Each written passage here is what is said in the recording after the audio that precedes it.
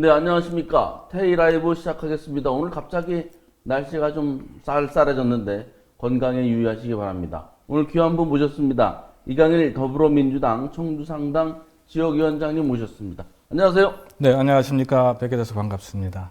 네, 저희가 만난 지 저번에 모신 지 한 3개월 정도 됐죠. 그 정도 된 것 같습니다. 좀 자주 뵀으면 좋겠는데 자주 못 네, 뵀습니다. 글쎄 벌써 해가 바뀌어서 네. 새해가 됐습니다. 요새 어떻게 지내시고 계십니까? 나름 많이 좀 바쁘게 지냅니다. 일단 지역위원회를 새로 맡아서 재건하는 사업을 하기 때문에 그것도 바쁜데다가 저희가 좀 정권을 좀 뺏겼지 않습니까? 그래서 네. 그것과 대항하는 일정들이 또 굉장히 많습니다. 그래서 많이 바쁘고요. 그다음에 무엇보다도 기존의 지역위원회의 새로운 방향성을 제시하고 새로운 어떤 조직 구성을 하기 위해서 새로운 위원회를 좀 만들어야 되니까 그 컨셉을 잡고 그들 네. 또 조직원들과 같이 공유하는데 좀 네. 시간이 또 다소 할애가 되고 있습니다. 아, 네. 이거 새해 들어서 항상 바쁘게 움직여서 그런지 약간 피곤해 보이시는데, 제가 오늘 이강일 위원장님을 모신 이유가 그렇습니다. 지금 이제 민주당 여러 정치인이 계시지만, 지금 이제 민주당 당대표에 대한 구속영장이 청구가 돼서 이제 국회로 넘어오는 상황이고, 네. 그다음에 청주 상당에 또 갑자기 시의원 보궐선거가 열렸습니다. 근데 상당히 중요한 선거로 점점 네. 각광을 받고 있는 상태여서 해당 지역의 위원장이시기 때문에 당 얘기도 좀 듣고 겸사겸사 또 어려운 얘기를 하기 위해서 모셨습니다. 네. 먼저 이재명 당대표에 대한 구속영장 청구 이와 관련해서 위원장님이나 민주당의 입장이 좀 어떻습니까? 글쎄, 굉장히 어려워서 제가 좀 적어왔어요. 네. 저희 민주당의 중앙당의 입장은 언론을 통해서 상당히 이제 자주 세세하게 전달이 되었을 거라고 믿어 의심치 않고요.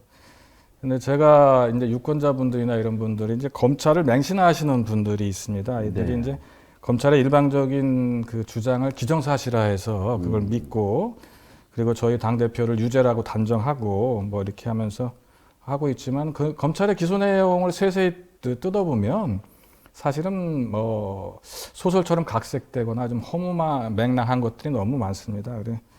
그 원래 검찰 그다음에 판사 이런 세 가지 삼두 체제가 우리나라의 사법기관 체제인데요. 검찰이라는 곳이 원래 죄를 만들고 죄를 찾고 이 사람의 심증적으로 죄가 있을 것이다라는 이런 가정하에서 계속 수사를 진행을 하는 거고 그런 의미에서 기소를 하고 그리고 이제 변호사계 변호하는 쪽에서는 무죄를 다루고 그다음에 검찰의 그 무리한 기소라든가 조사에 대해서 또 그걸 방어하는 입장이고요. 네.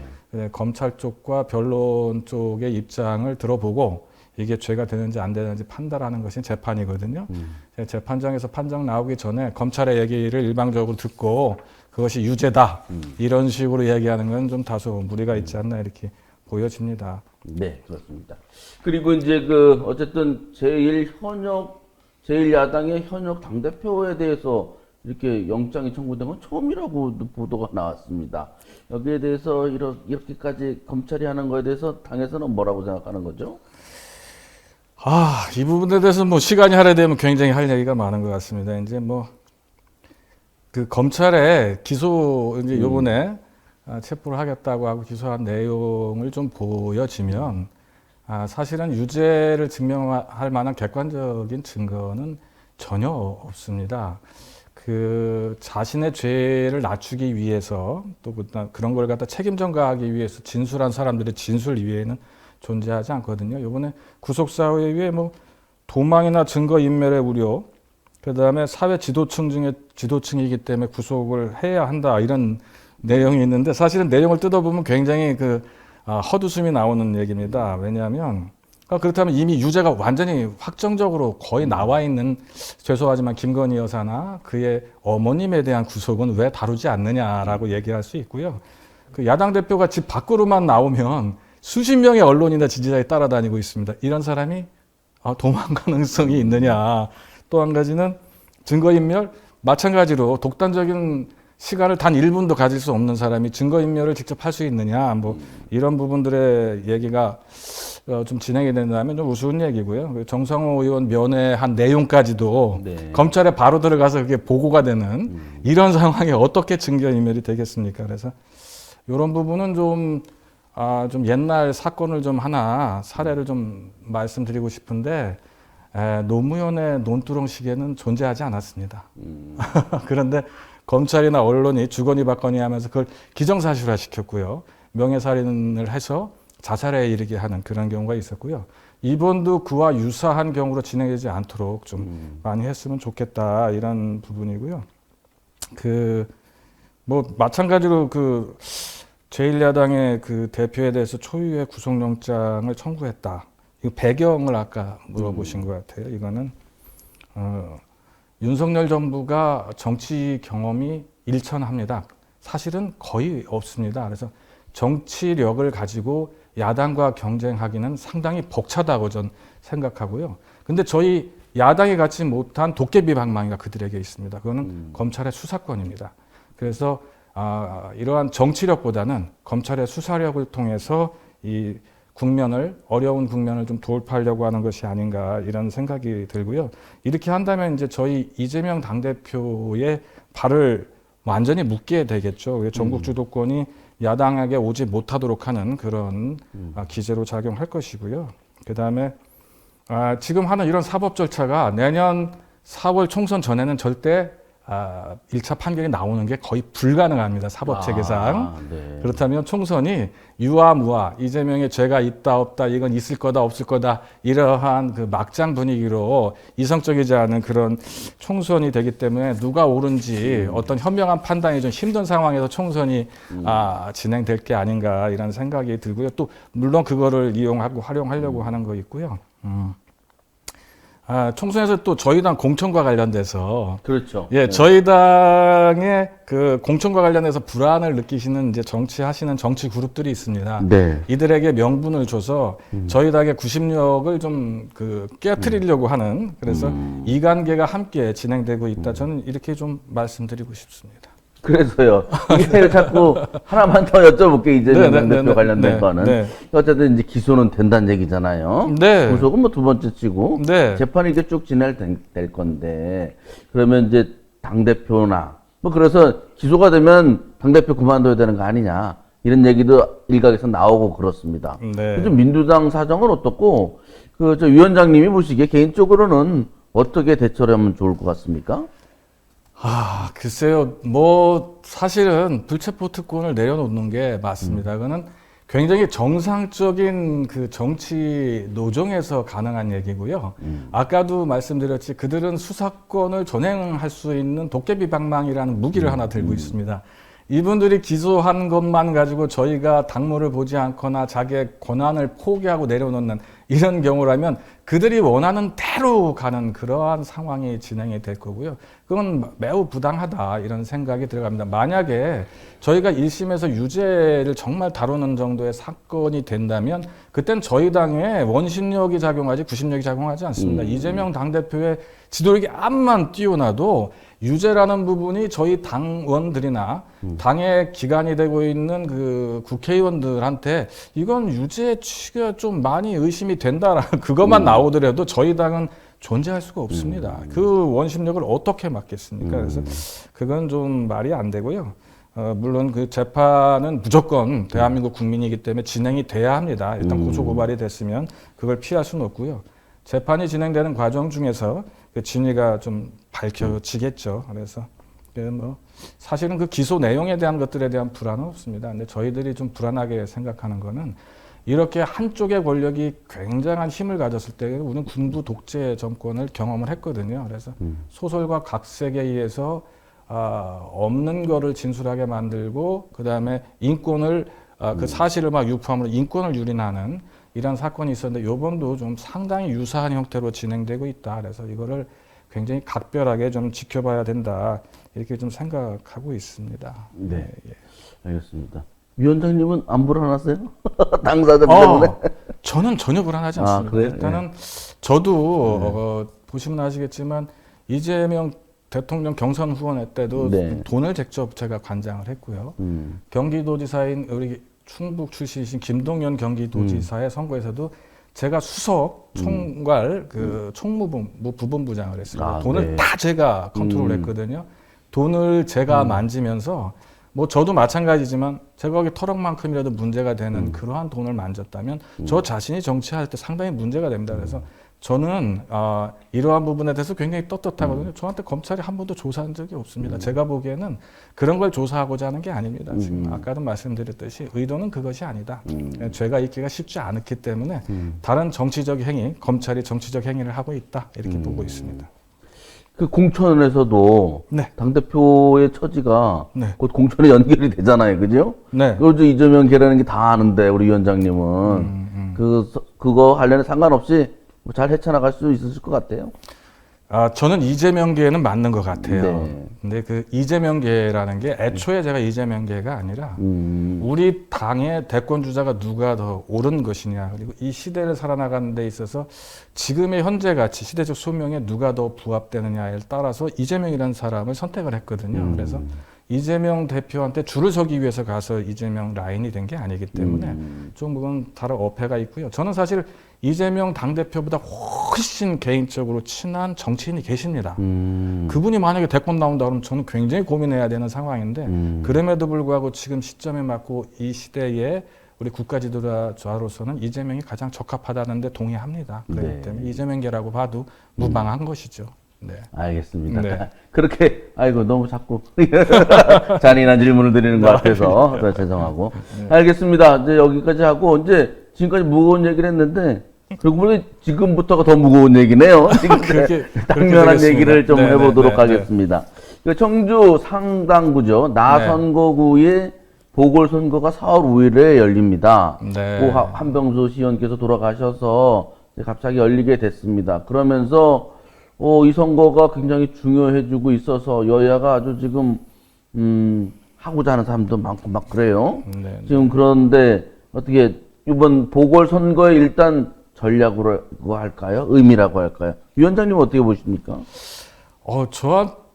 저한테는 굉장히 공교롭습니다. 사실은 그 저희 상당구 지역위원회가 좀 약간 표류하는 쪽에 제가 경선으로 작년에 내려와서 7월 달에 신임 위원장이 됐거든요. 네. 그러면서 새롭게 지역위원회를 이제 일궈 나가고 있고요. 그다음에 기존의 정당의 조직과는 약간 궤가 다른 방향으로 어떻게 보면 새로운 트렌드로 조직을 만들어 나가는데 사실 우리 상당구에 상당한 어른이세요. 삼선 시의원이시기도 하시고 네. 그리고 또 뭐 더 정치를 하시기보다는 이제 후배들한테 명예롭게 물려주겠다 이런 생각을 갖고 계신 분이 갑자기 돌아가셔서 저희 지역에 저희 의석도 하나가 지금 줄었고 저와 저희 지역위원회를 지켜주시던 어른도 지금 안 계시게 된 거고 네. 그래서 굉장히 공교롭습니다. 그래서 이 선거가 또 청주시 의회 차원에서도 굉장히 공교로워졌습니다. 그렇죠. 예. 21대 21이었는데 저희가 한석을 잃어버림으로 인해서 동수에서 저희가 소수당이 돼버린 겁니다. 그러면 의회에서도 지금 그 저희들이 원심력이 좀 작용하는 소수 의원들의 반발이나 개인 행동 때문에 좀 문제가 되고 있는데 소수당이 되다 보니까 교섭력도 떨어지고 그러니까 원심력도 좀 더 크게 작용한다 이런 생각이고 당으로서도 많이 공교롭습니다. 왜냐하면 이번 4.5 재보궐선거에 충청, 강원, 수도권 전체를 통틀어서 보궐선거, 재보궐선거 여기 하나뿐입니다. 정치적인 의미까지 지금 부여가 한강 됐습니다. 위로는 여기만이에요? 예, 한강 위 정도가 아니라 저 중부권서부터 저 위까지 여기 하나입니다. 경상도하고 호남하고 고기만 몇 개씩 있고 충청권, 강원권, 수도권 통틀어서 여기 하나입니다. 그래서 경상권과 호남권은 정치적인 특색이 좀 뚜렷하니까 이런 민심의 바로미터 역할을 못하지만 청주시 상당구 선거는 지금 현재 전국의 바로미터 역할까지 좀 할 수 있는 부분이 있어서 부담이 좀 적지 않이 있습니다. 그러네요. 또 서울서 여의도에서 뭐 1시간 반이면 오니까 충출동하게 생겼습니다. 지금. 자, 그래서 지금 보면 이제 국민의힘 정도에서 제가 파악한 사람들만 8명, 거의 한 10명 정도가 이제 뭐 나서기로 하기로 한 모양이에요. 이제 결국 공천을 이제 몇 명 할지는 모르겠습니다만. 민주당도 뭐 서너 명은 거론이 됐던 것 같은데 요새 그 공천 신청 받고 있죠? 네. 저 오늘 들었더니 한 3분이 신청했더라고요. 공천 신청이 아니고요. 예. 후보자 자격 아, 신청. 자격? 예, 검증 신청입니다. 자격 심사를 한 3분이 했다는데 네. 그분을 알려준 사람이 국민의힘 사람입니다. 아이고, 정부도 참 빠르네요. 네. 민주당 소식을 국민의힘에서 듣고 있어요. 어쨌든 그 굉장히 빠릅니다. 그 참, 저희의 문제인가요? 어떻게 된 건가요? 그래서 지금 저 상황이 어떻고 있어요? 지금 3명이든 뭐 많이 옵니까? 위원장님하고 면담하고자 하는 사람도 많이 있을 거잖아요. 국민의힘이 뭐 8분 정도 된다고 하시는데 사실은 뭐, 저도 몇 분에 대해서는 얘기를 들었습니다. 근데 그 당의 최선의 카드를 내는 부분 저희 당의 최선의 카드를 내는데 저희 상당 지역위원회가 예전과는 많이 다릅니다. 저희가 사실 인력분이 훨씬 많습니다. 아, 그래요? 저희는 10명이 넘었습니다. 아, 그래요? 예. 오. 10명이 넘는 가운데 이제 저하고 소통하지 않고 이제 외곽에서 소통하시는 분도 몇 명이 있는데요. 네. 한 10대 분 되는 것 같습니다. 저희는 상당구 위원회의 당원이나 그다음에 사무국을 중심으로 하고 있는 핵심들은 어마어마하게 활성화되어 있습니다. 예, 그래서 지금은 그들이 우후죽순처럼 나온다 하면서 경쟁하는 구도가 이런 성격상 크게 중요하지 않고 유익하지 않기 때문에 내부에서 좀 서로 소통하게 좀 만들었고요. 사실은 상당히 이렇게 합의를 보고 있습니다. 아, 그래요? 합의를 모으고 있고요. 합의를 모으고 예, 있군요. 예, 굉장히 많이 합의. 모여져 있고요. 20대부터 50대 초반까지 네. 저하고 얘기된 사람만 10명이 넘습니다. 아, 그렇군요. 예, 그리고 또 이름을 대보면 굉장히 전문적인 사람도 있고요. 굉장히 또 지방의회에 최적화되어 있는 경력을 인정받을 만한 진짜 대한민국 대표적인 사람도 있습니다. 그리고 현재 국회에서 일하고 있는 사람도 2명이 있습니다. 한 명이 아니었습니까? 그분은 소문이 났고요. 사실은 그분은 상당구 당원이 아니세요. 아, 그렇겠죠. 예, 근데 홍덕구. 다른 비서관은 네. 상당구 당원이고 그 가족들도 당원이고 저희 상당구 행사에도 참여를 했고 그리고 저하고 긴밀하게 계속 소통이 되는 비서관이 따로 있습니다. 아, 그러면 이렇게 좀 알려주시지 그랬어요? 이것도 재미있게. 근데 나오지 못할 상황에 있거나 그래요? 아니면 네. 다른 사람이 선택되고 있는 상황에서 그 얘기가 거론되는 부분, 이름이 거론되는 부분이 그 그렇겠죠. 당사자들한테 활동에 누가 될 수 있습니다. 그래요, 맞아요. 네, 네. 아. 많습니다. 저희 생각보다 많습니다. 근데 국민의힘은 유력한 주자가 지금 정해지고 있는 겁니까? 국민의힘도 뭐 저희가 들었습니다만 유력한 사람들은 잘 모르겠고 하고자 하는 분들은 많고 거기도 뭐 위원장의 뜻이 뭐 어쨌든 네, 네. 꼭 절차를 검증 과정을 거치겠습니다. 위원장 뜻이 중요할 건데요. 그래서요. 민주당도 위원장님의 뜻이 중요하잖아요. 위원장님은 뭐 꼭 누구다라는 걸 떠나서 이번 공천의 원칙은 어땠으면 좋겠습니까? 제일 중요한 건 네. 지금 상당구에 이렇게 그 조직이 굉장히 활성화되고 있는 당원까지도 활성화되고 있는 이러한 맥락을 일단 이해를 하는 사람이어야 합니다. 그래야지만 그들과 소통하기가 수월하거든요. 그래서 지금 상당구의 주력인 당원들과 원활하게 소통이 계속 이루어지고 있는 사람이어야 된다 생각을 하는 게 아주 짧은 기간에 갑자기 발생되는 보궐선거에서는 네. 조직의 총화 단결이 굉장히 중요한데 생뚱맞거나 그다음에 지금 상당구를 주축으로 움직이고 있는 뭐 한 100여 명의 당원들과 소통이 원활하지 않은 사람이 나왔을 경우에 그 합을 맞출 수 있는 물리적 시간이 불가능합니다. 좀 그런 게 있어야 되고요. 두 번째는 유권자들의 눈높이나 요구에 부응을 해야 되거든요. 그래서 저는 그것은 참신성이라고 생각하고요. 참신성보다 또 다른 것을 얘기하시는 분이 이제 득표력을 얘기하시는 분들이 있어요. 근데 그런 분들은 되게 경험이 좀 많으신 분들이거든요. 이런 분들이 그러한 부분에 대한 회의발을 받으려면 자기의 조직력이라든가 득표력에 대한 검증이나 객관적 지표를 좀 제시해야지만 되는 거고, 그리고 세 번째는 후보의 의지. 예, 의지. 그다음에 경쟁력이죠. 특히 의지가 없는 사람은 그냥 꽂아놓은 보리또 뭐 그런 것처럼 좀 선거에서 능동적이지 못한 태도로 일관하는 걸 많이 봤거든요. 그래서 후보자의 어떤 의지, 그다음에 경쟁력 이런 게 필요하다. 그 세 가지가 공천의 좀 기준이 돼야 되지 않을까 이렇게 생각하고 있습니다. 그 뭐 여담입니다만 위원장님 입장에서는 내년 총선을 앞두고 조직 정비도 할 겸 네. 뭐 이게 뭐 일부러 뭐 보궐선거를 하는 건 아니니까 네. 어떤 계기로서는 그 좀 의미 있는 계기가 되겠죠? 어떤 거든지 뭐 어떻게 활용하느냐, 이걸 어떻게 해석하느냐에 따라서 네. 자기한테 좋게 오느냐, 나쁘게 오느냐인데 저는 뭐 어떠한 경우도 이거는 긍정적으로 바라봐야 된다 이렇게 생각을 하고 있습니다. 이제 그런데 이제 정우철 전 의원 얘기를 안 할 수가 없어요. 네네네. 제가 두세 번 통화했는데요. 네네. 최근에는 아유 당에서 안 주면 뭐 탈당하겠다고 하다가 지금은 사모님이 말린대요. 네네네. 본인도 걱정이고 그좀뭐 무소속으로 나가는 것도 걱정이고 돼도 걱정이고 뭐 삼심이 남아 있으니까 네네. 여러 가지 고민이 이제 많으신 것 같은데 현재 근황은 어떻고 혹시 뭐 만나 보셨습니까? 어떻습니까? 사실 만나는 게 두렵습니다. 정상적으로 예. 보궐선거가 좀 몇 개월 좀 진행이 되고 네.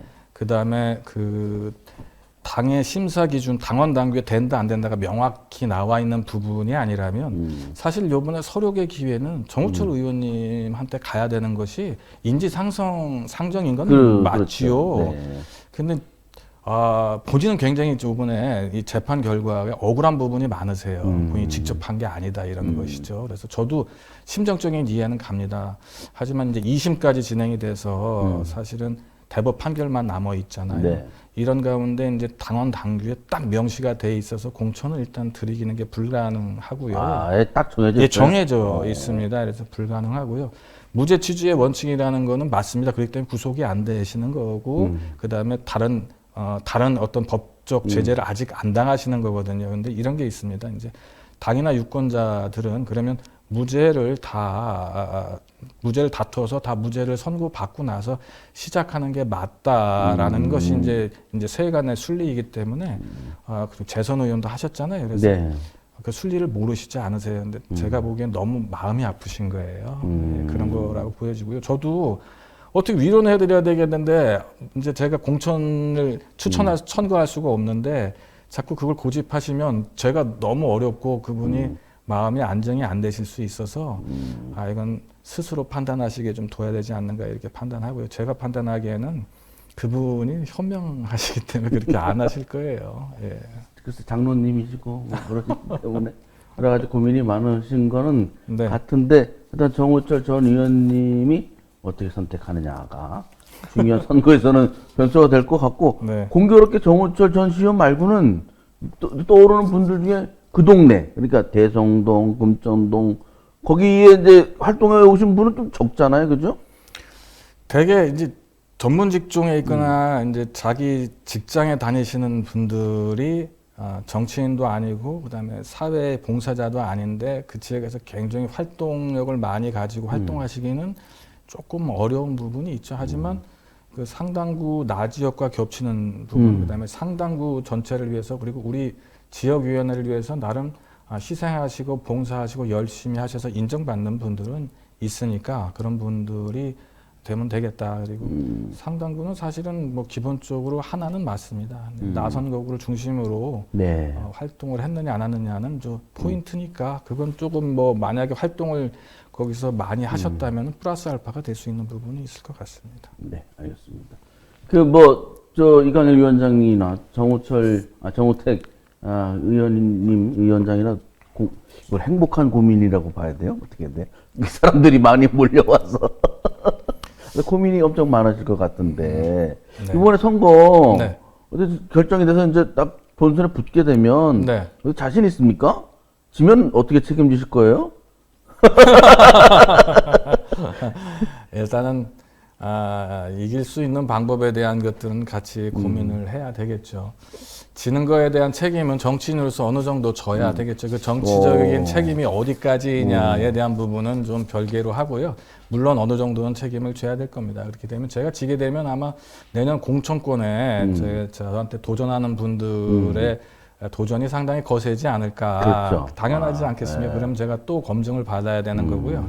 이번 선거를 잘 치러 이기고 제가 조직 재건을 잘해서 상당구가 정말 대한민국의 더불어민주당에서 본보기가 되는 그런 지역위원회가 된다면 저는 뭐 공천장을 또 그냥 받을 것 수도 있는 거고 그건 제가 하는 거에 대한 거고요. 이번 선거에서도 제가 철학으로 갖고 있는 유권자를 떠받들면서 하는 선거가 어떤 것인지 좀 그걸 좀 보여드리고 싶습니다. 그래서 네. 그런 가운데 유권자한테 선택받고 그 선택이 제대로 성공해서 제가 승리하고 저희 후보가 승리한다면 아마 이제 지금 청주 쪽에서 저와 함께 호흡하는 모든 정치인들은 제가 갖고 있는 새로운 정치 트렌드나 그다음에 정치적인 철학이 굉장히 깊게 수용될 거라고 저는 생각하고 있습니다. 제가 이제 여쭙고 싶은 얘기를 강공으로 확 밀어붙였는데도 전혀 흔들리지 않으시고 의연하게 잘 답변해 주셨는데 네. 그 이강일 위원장식 선거 운동, 네. 이강일 위원장식 표심 구하기, 네. 뭐 비책 뭐 한 개만 공개해 주실 만한 건 없습니까? 저는 이렇게 생각을 합니다.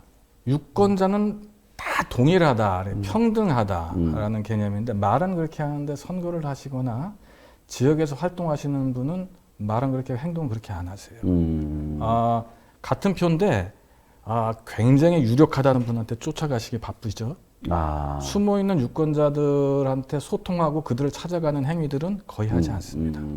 저는 그건 정말 대단히 잘못됐다고 보는 겁니다. 옛날에 군사정권 시대에 민주화 운동을 할 때 네. 저희 학생 세력은 배운 자입니다. 그다음에 지식인이고 정보를 저희들이 거의 갖고 있었습니다. 저희가 리더였죠. 지금 그런 시대가 아닙니다. SNS의 발달로 인해서 누구나 똑같은 정보를 시시각각으로 받고 있어서 다 비슷비슷한 판단력을 갖고 계시고요. 그다음에 자기 주체의식, 자주의식이 굉장히 강하십니다. 그래서 표를 남의 의견을 구해서 거기에 빗대서 표를 던지는 그런 행위를 하는 사람이 거의 없습니다.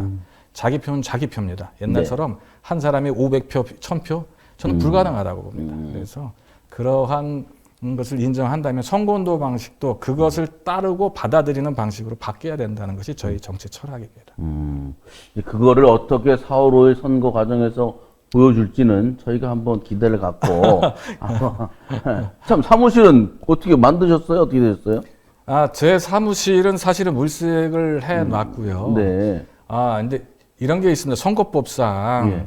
제 사무실에서 당무를 보는 건 선거법 위반입니다. 그래서 자꾸 왜 지역에 지역 사무실을 안 두고 거기서 당무를 안 보냐는 식으로 얘기하시는데 그거는 옛날 선거를 자꾸 생각하시는 그런 마인드에서 나오시는 거고 지금은 제가 상당구의 사무실을 더동 거기서 당무를 보는 것이 상당히 문제가 됩니다. 그래서 외곽에서 보고 있으면 그 부분은 자유롭고요. 활동은 상당구 중심으로 하고 있지 않습니까? 네, 집도 네. 상당구고. 네.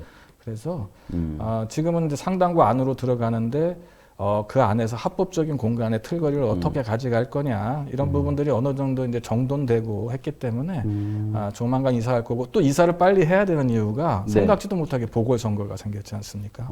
그래서 무슨 이사요? 집? 사무실. 사무실이죠? 네네. 집은 그 어디죠? 힐데스? 합동 힐데스의 힐데스 연말에 들어가 있습니다. 들어가셨죠? 네네. 저도 저희 집 팔리면 간다고 저번에 말씀드렸던 것 같은데 네네네. 안 팔렸습니다. 아이고 지금 이제- 파시기 힘들 텐데요. 그래서 그냥 걷었어요 다시. 그래서 또 언제나 될라나 싶은데 거기 지금 많이 입주하셨죠? 상당히 입주들을 많이 하고 있습니다. 거기- 다행히도. 아주 경치도 좋을 것 같은데 살만하신가요 거기? 예, 그 이제 주변 정리가 좀 필요합니다. 아무래도 입주한 지가 이제 얼마 안 되기 때문에 그렇구나. 예. 주변의 교통, 도로 사정, 그다음에 편익 시설 네. 안에 그 단지 안에 단지가 워낙 크다 보니 안에 편익 시설이 있는데 아직 편익 시설이 가동되기 전입니다. 그래서 아직 입주자 대표회의도 아직 안 뽑혔고요. 그래요? 제가 보면 3, 4월에 뽑지 않을까. 그러면 아마 저희 보궐선거하고 같이 연을 같이 가지 않을까 이렇게 생각하고 있습니다. 항상 제가 그 힐데스 사인만 쳐다보고 출퇴근을 하는데 저희 집 먼저 빨리 일내나. 하여튼 옆동을 이사 가야 되는데 이거 못갈것 같은데. 그러면 좋겠습니다. 알겠습니다. 감사하고요. 바쁘신 시간 내주셔서. 네. 그 요새 아주 매번 인사가 선거 때문에 인사가 더 궁금해하는 분들이 많을 텐데 네. 당원들하고 또 상당구 구민들 또 시민들께 인사 좀 부탁드리겠습니다.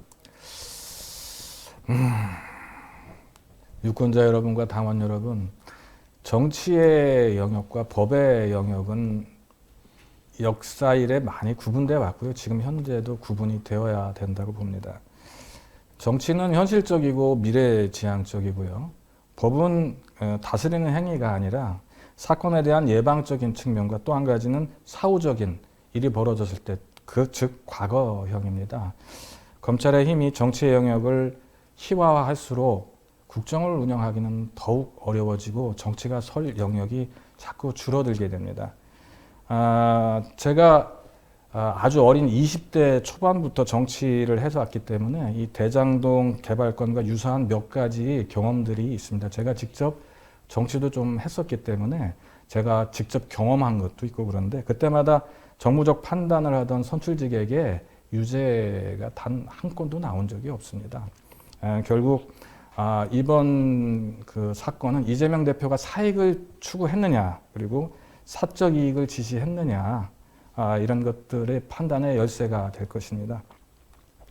믿고 싶은 것을 자꾸 보려고 하지 마시고 냉철하게 사리 판단하시면 답은 보입니다.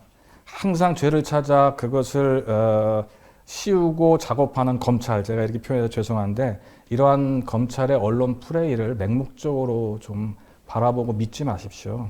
검찰도 일개 주장일 뿐입니다. 객관적으로 보고 이해해 주시면 감사하겠고요. 결국 판결은 재판장에서 이루어질 겁니다. 현 정부가 이렇게 아주 적은 의석수를 가지고 무소불위의 권력을 느낄 수 있는 것은 수사권을 장악하고 있는 검찰 정권에게 그랬습니다. 야당을 탄압하고 국론을 지금 많이 분열시키고 이간질시키고 있거든요. 무죄 추정의 원칙이라는 것도 지금은 아예 실종되었고요. 수사 내용을 검찰이 언론 플레이를 통해서 유죄가 아직 판명난 것도 아닌 거를 유죄처럼 계속 언론 플레이를 하고 있거든요. 이거는 지금 현재 특정인의 인권을 유린하는 행위다 이렇게 저는 보고 있습니다. 청주시의원 보궐선거도 치러지는 이런 마당에 있어서 이 선거가 정말 이번 정권에 대한 어떤 측정의 도구로도 사용될 것 같으니까 지금 윤 정부에 대해서 좀 비판적인 의견을 견주하고 계시는 모든 유권자분들은 이번 보궐선거에 꼭 참여하셔서 여러분들의 의사와 표심을 꼭 표출해 주실 것을 간절히 당부드리겠습니다. 감사합니다. 네, 감사합니다. 이렇게 바쁜 시간 내주셔서 차분하게 말씀해 주신 이강일 위원장님 오늘 고생 많으셨습니다. 아유, 감사합니다. 고맙습니다. 불러주셔서 감사합니다. 다음 기회에 또 뵙겠습니다.